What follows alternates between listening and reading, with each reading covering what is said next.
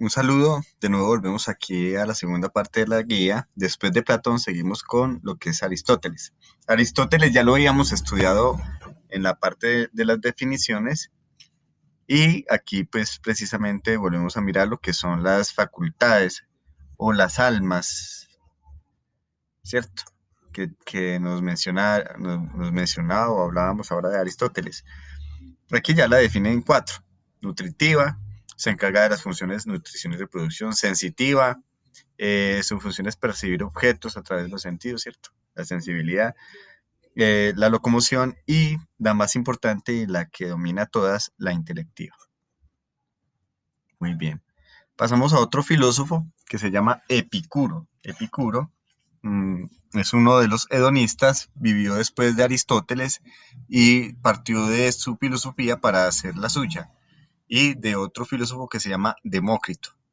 Se dio cuenta de que todas las cosas son materiales y no hay nada que esté por fuera de la materia. Entonces, por lo tanto, el idealismo no existe, ¿cierto? No, o está en contra del idealismo.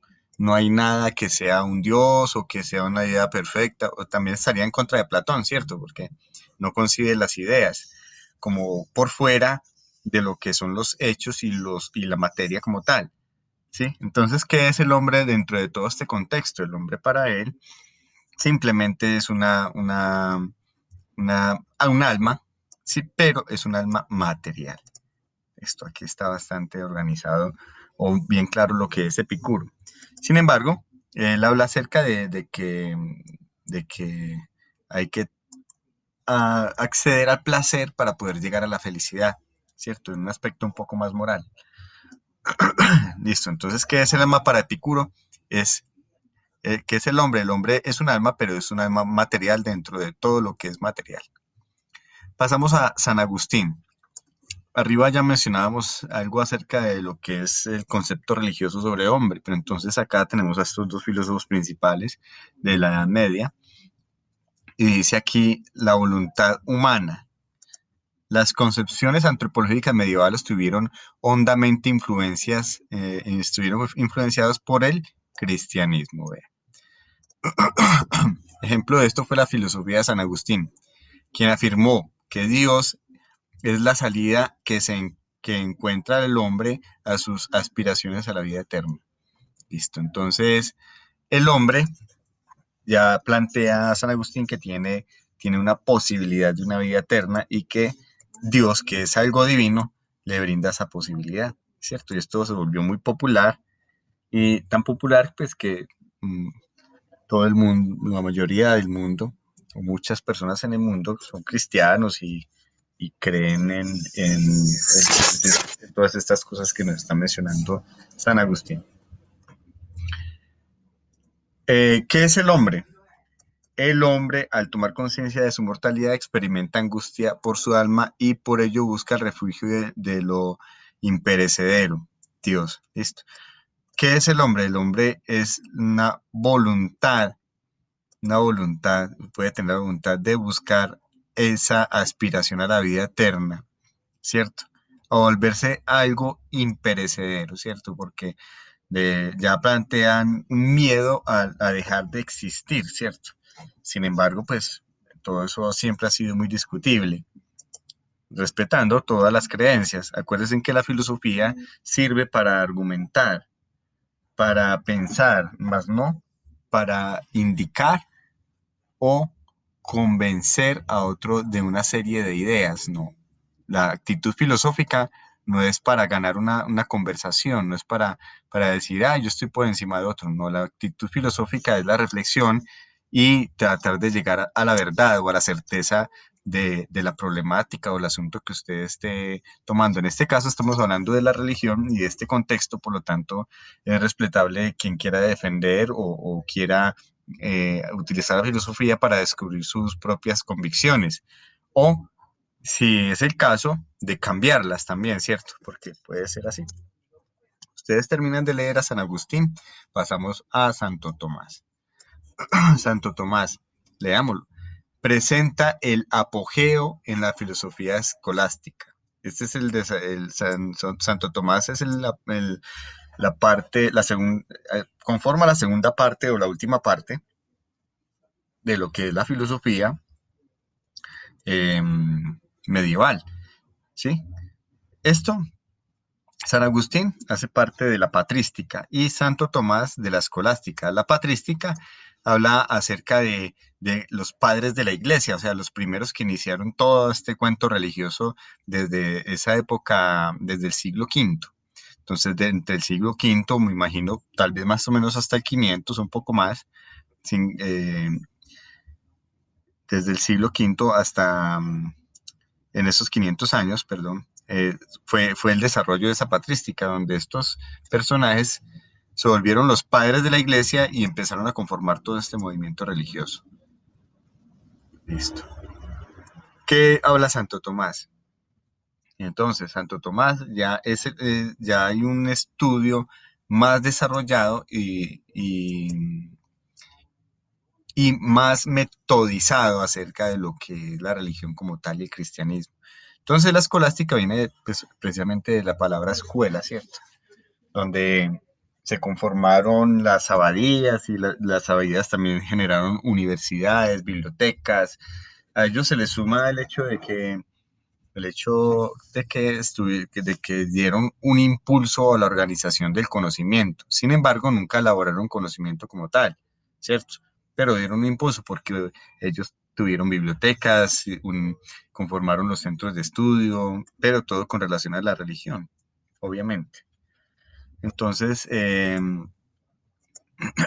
Santo Tomás de Aquino pues, era más partidario de lo que pensaba Aristóteles, por lo tanto, se parece mucho a la filosofía de él.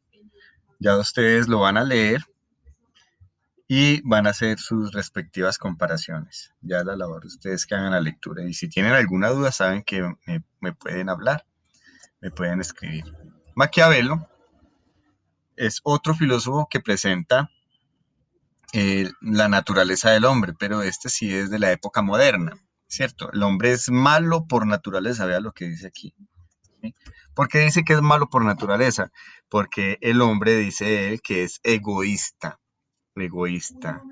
¿cierto? Como un instinto de conservación. Ese egoísmo nace por un instinto de conservación y además de la voluntad de dominar a los demás hombres, ¿cierto? Sin embargo, todo esto es discutible, no es la palabra de Maquiavelo la que sirve ahí, por eso estamos mirando diferentes perspectivas de lo que es el concepto de hombre.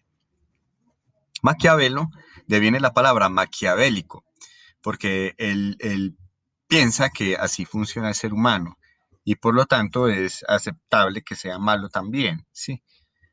Ahí él tiene un desarrollo de política, de la filosofía política y plantea que el gobernante debe ser mentiroso, debe usar la fuerza bruta, debe usar la fuerza intelectual para poder derrotar y dominar a los demás hombres y que eso es permisible y que debe ser aceptable. De ahí viene la palabra maquiavélico, de pronto alguna vez la han escuchado, maquiavélico que se le atribuye como si fuera un adjetivo a la persona que tiene malas intenciones o que está conspirando cosas malas en contra de otro u otros. Listo. Entonces ese es el desarrollo del pensamiento de Maquiavelo, grandes rasgos, ustedes terminan de leerlo. Pasamos a otro que se llama Jean-Jacques Rousseau, otro francés. Dice acá, el hombre nace bueno y la sociedad lo corrompe, ¿cierto? Él dice que no es que el hombre sea malo, o sea, él estaría en contra de Maquiavelo, ¿cierto? Dice así, el hombre nace bueno y la sociedad lo corrompe. ¿Por qué? Un bebé no tiene maldad, ¿cierto? Él se dio cuenta de que un bebé no tenía maldad, por lo tanto, es bueno. Y cuando es niño aún es inocente, pero va adquiriendo y llenándose del mundo, ¿cierto? El mundo que lo rodea le está enseñando cosas buenas o cosas malas también. Por lo tanto, esas cosas malas que están haciendo, lo están corrompiendo. Esas cosas malas lo están corrompiendo. Lo están volviendo en un ser malo que va a afectar a los demás en un futuro. Y de hecho, nosotros podemos comprobar que es así, ¿cierto? que, por ejemplo, pongamos el caso de Hitler, de Garavito, de los delincuentes o de los asesinos que hay en Colombia, ¿sí? ¿Qué ha pasado con ellos? Ellos nacieron, eran buenos niños. ¿Quién iba a pensar que se iban a conformar con una moral o una capacidad de ser malos con relación a los demás para poder defender sus propósitos? Nadie, ¿cierto? Entonces, en ese momento estaban buenos, pero luego la sociedad, alguien o cualquier parte del mundo hizo que ellos se convirtieran de esa manera. Muy bien. Pasamos entonces a un señor que se llama Karl Marx. Marx dice que el hombre es el conjunto de las relaciones sociales. Vea qué tan interesante es esto, porque Marx ya no quiere hablar de un sentido biológico ni de una esencia del hombre, simplemente lo está viendo enfocado no desde sus instintos, sino desde lo que son esas, precisamente esas relaciones sociales. Dice aquí, Marx plantea que los aspectos fundamentales del hombre son su carácter social y su trabajo. Listo, estas dos cosas. El hombre trabaja y se relaciona con los demás. Eso es lo que es el hombre para Marx, ¿sí?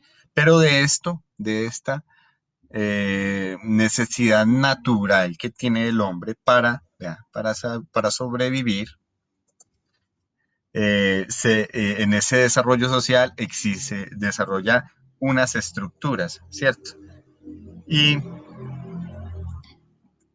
va a decir que hay algo que se llama la infraestructura. La estructura y la superestructura. Tres cosas. Marx habla acerca de eso, dice así. ¿Y qué es la infraestructura? La infraestructura somos nosotros, el pueblo, todo el pueblo, que somos tan pobres, ¿cierto? Por lo menos miramos el caso de Colombia. Aquí la mayoría de colombianos somos pobres, ¿sí? Hay colombianos de clase media, pues porque tienen, además han empezado alguna cantidad de fortuna, y los de clase alta, que son personas muy adineradas, tienen demasiados recursos. Y ahí precisamente en Colombia hay una gran, pero gran diferencia, una distancia muy grande entre económica, entre los que tienen dinero en la clase eh, alta y lo que somos nosotros, la infraestructura, la clase baja, los que somos pobres, porque aquí en Colombia o se tiene demasiado dinero y que son muy pocos, o nosotros que somos muchísimos y que carecemos de recursos. Alguno dirá, pero es que si usted tiene carro es rico o pertenece a clase media. No, hay que mirar eso, esa forma de ver las cosas con una perspectiva más crítica, ¿cierto? Mm, el nivel de vida que nosotros tenemos, a veces por estar acostumbrados a él, pensamos que es el correcto, que es el que está bien, hay que vivir. Sin embargo, sabemos que hay falta de todas las cosas, ¿cierto? Por ejemplo, si ustedes no tienen si yo no tengo un acceso a un servicio de salud eficiente, que sea adecuado y con dignidad. Entonces, ¿qué pasa? Eso hace que la calidad de vida mía no supere de pronto a una clase media, ¿cierto? O no llegue a una clase media.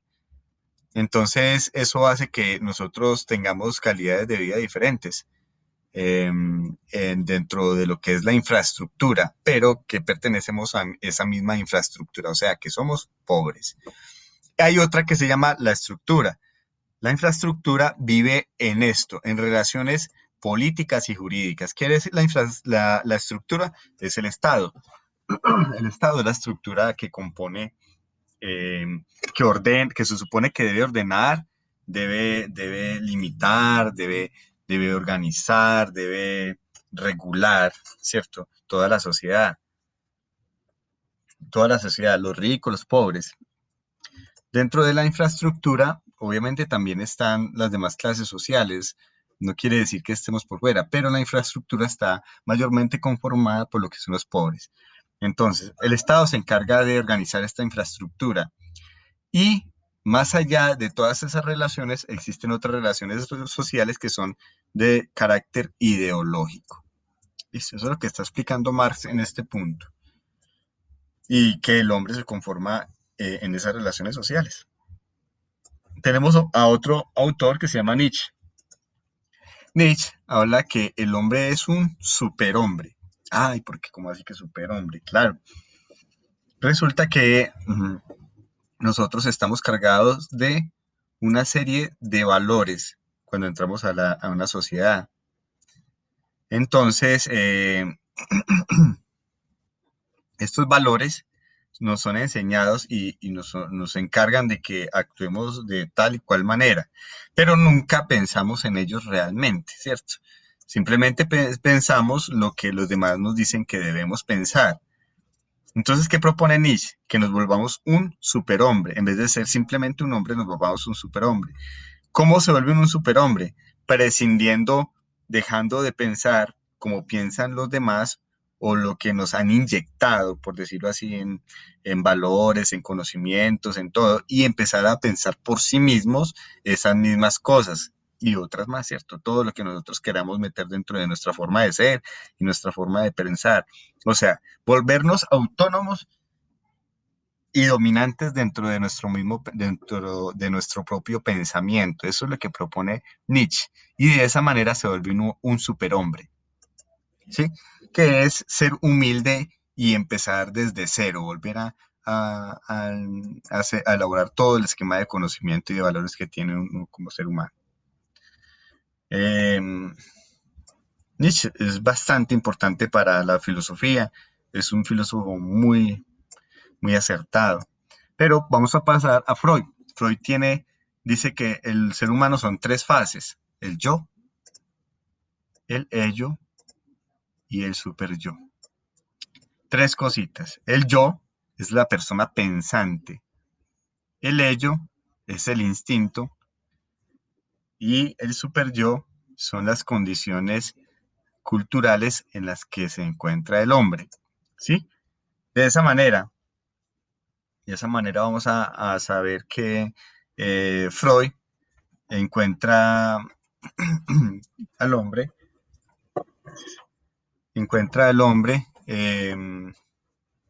desarrollado dentro de un sistema cultural que es el superyo. Veámoslo acá.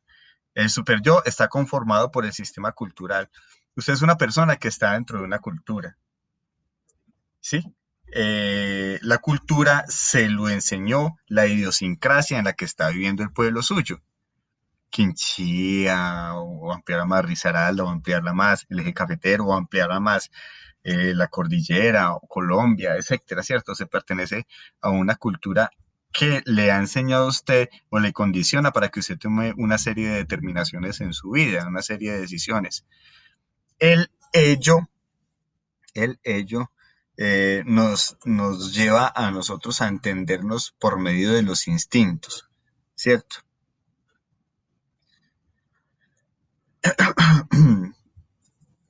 Entonces, por ejemplo, le pongo un ejemplo, tiene una intención, un propósito, usted de pronto quiere ser, yo quiero ser presidente, me voy a poner mi caso, quiero ser presidente, quiero tener mucho poder, así, por ejemplo, como un presidente.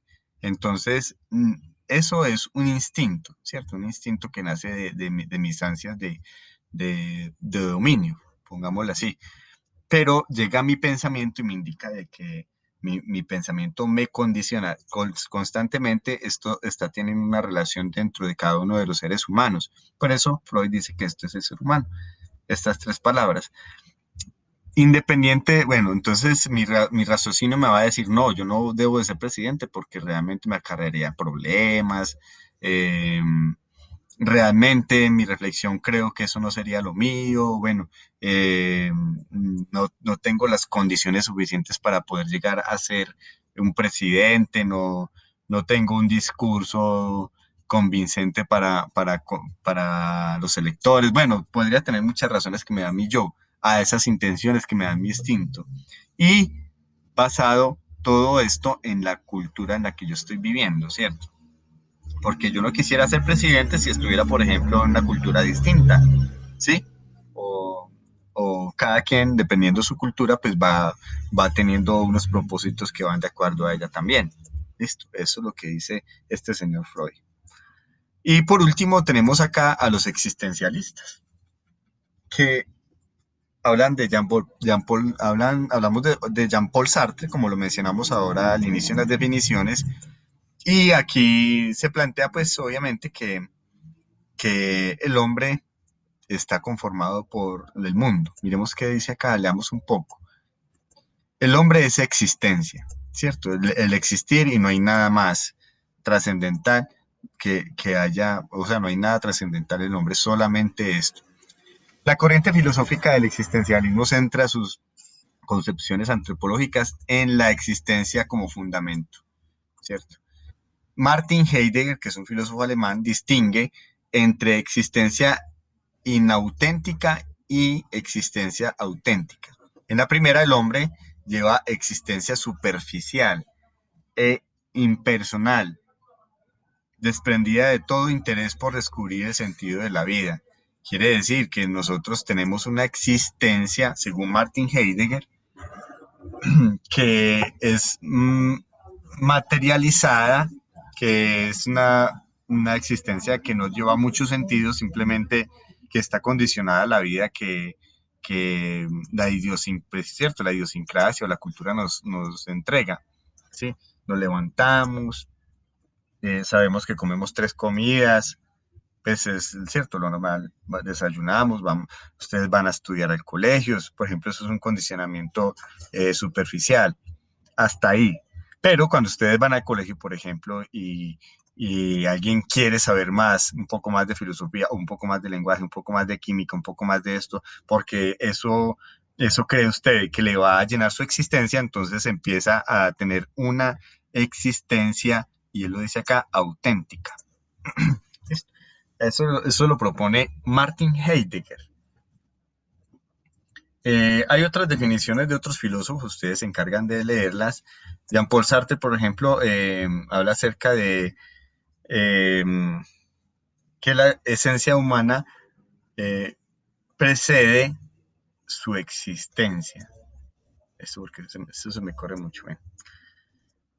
Precede su existencia, claro. Entonces, usted primero existe para que, eh, perdón, usted hace de su esencia de ser humano, o sea, usted es ser humano después de que haya una existencia del mundo.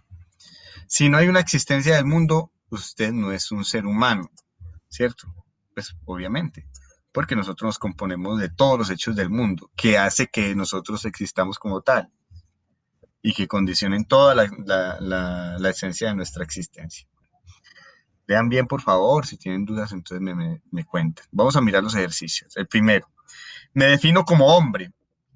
Vamos a relacionar lo más importante de las definiciones sobre el hombre que se presentaron al inicio de la guía con cada uno de nosotros en la siguiente silueta. ¿Qué hacen ustedes?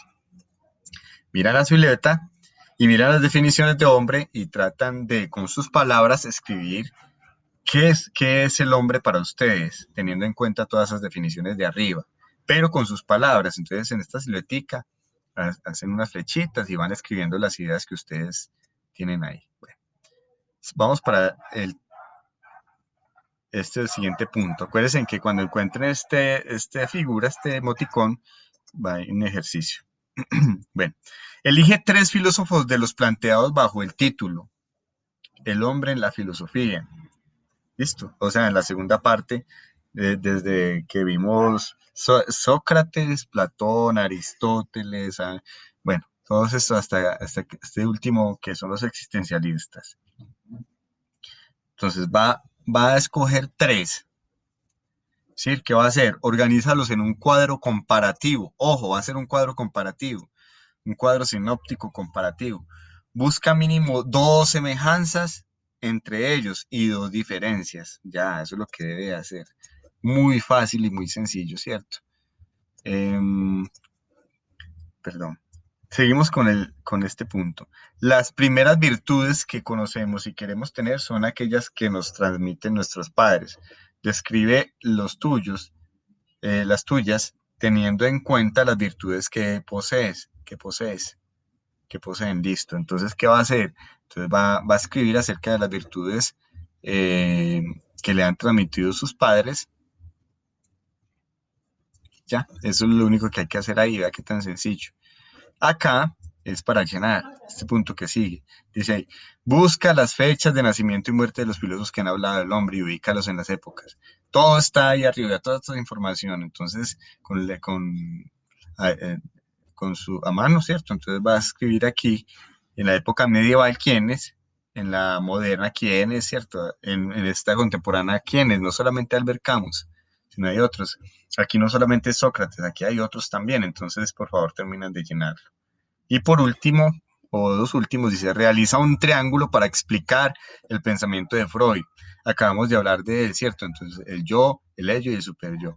Entonces, hacen un triangulito, ponen los tres puntos y ustedes verán cómo empiezan a explicar cada punto o qué relación tienen. Ustedes verán, se escriben por un ladito o en alguna dirección, bueno, ideas en algo, pero deben hacer un triángulo en el que hagan la relación y expliquen la relación de Freud con la definición de hombre. Y por último, de las definiciones de filosofía, escoge dos contrarias y explica su divergencia. Esto es sobre la primera parte de lo que es la conceptualización, ¿cierto? Entonces va a buscar dos que sean contrarias, explican su divergencia, o sea, lo que las diferencia en un escrito a través de tus palabras, obviamente. Listo.